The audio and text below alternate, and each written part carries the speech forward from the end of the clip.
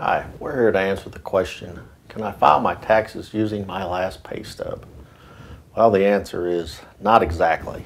You can file a return based on the results of your pay stub, but the first thing you really need to do is to go back to your employer and request your W-2. By law, you should have had that by the end of January.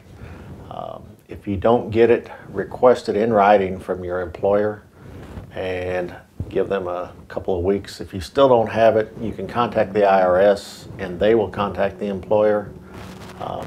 As a last result, if the employer has moved or is out of business and you can't get that, they have a form that you can fill out in lieu of the W-2.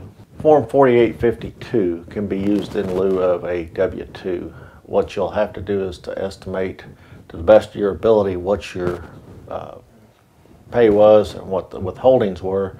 If you have an old pay stub, you can use that as a guide. You can look at, sometimes the year to date is actually on your pay stub. That's the ideal way to go. If not, you'll have to calculate your earnings per week and withholdings on it. If you can figure it from the 1 week and how many days you worked, then you can back that in and figure out how many days are in a year that you would have worked and factor it like that. In most cases, if you get to the point where you need to calculate your earnings for the year, you're probably better off to consult a tax professional. If you don't have the year-to-date results on your pay stub, it gets a little bit complicated. And if you misreported on your filings, you're going to have to go back and refile later, and you may have tax consequences involved. So take a good look at it. If you don't feel comfortable with it, get a tax person involved and let them help you with it.